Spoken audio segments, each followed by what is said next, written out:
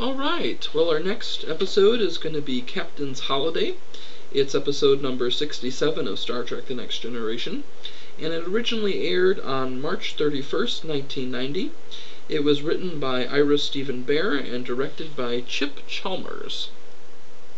Now, as the episode begins, we see two time travelers who are appearing on a planet called Risa and looking for Captain Picard. And apparently he has not yet arrived yet. But of course, since they're from the future, they know he will be, and they're looking for him.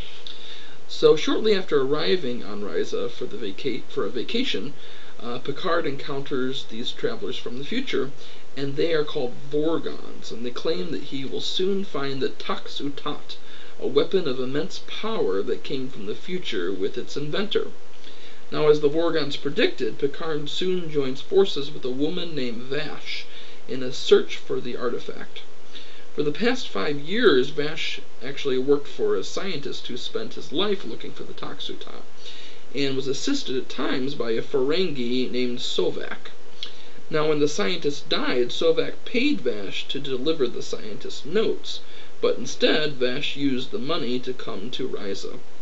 Now, as soon as Picard and Vash locate the cave indicated by the notes, the Vorgons appear to watch the historic rediscovery of the Utat. But, unfortunately, Sovak also shows up and brandishes a weapon and claims the Utat for himself. So after finding nothing in the dig, Picard and Vash return to their resort, and Sovak, refusing to be denied his prize, stays behind to search further. Now, the Vorgons leave, puzzled after this.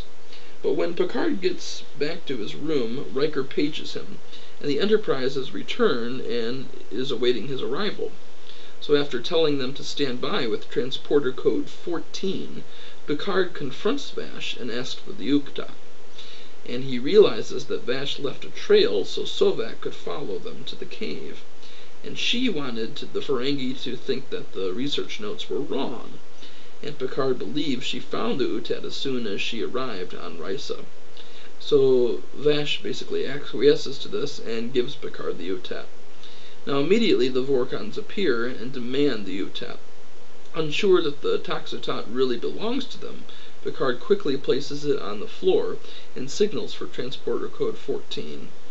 Now, 2 seconds later, the Utat explodes, and the Vorgons say that Picard has fulfilled his destiny.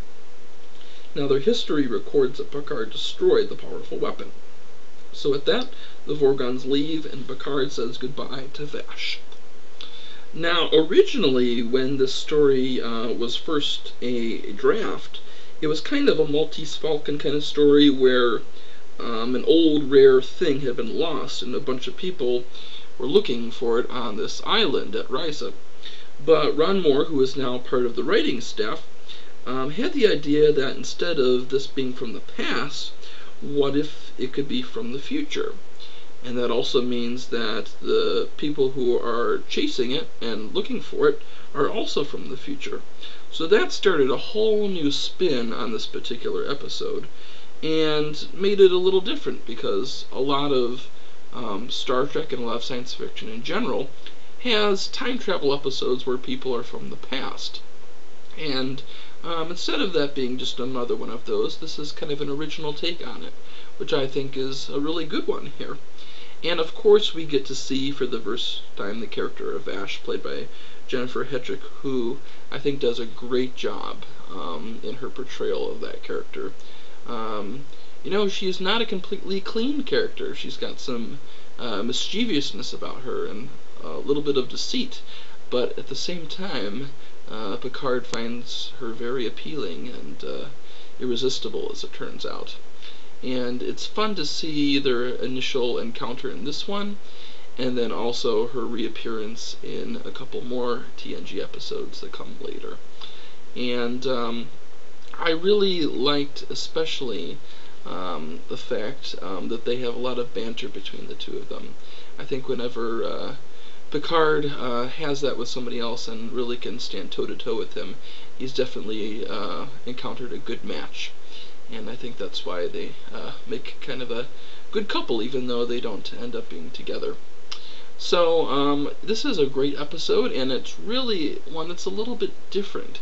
It's not one where we see a lot of the other Enterprise crew, honestly, because we just see this at the very beginning and the end, where they kind of encourage Picard to take a vacation, and after that, it's all Picard, really, in this episode. And that's kind of a breath of fresh air, where we see a little bit of different things happening.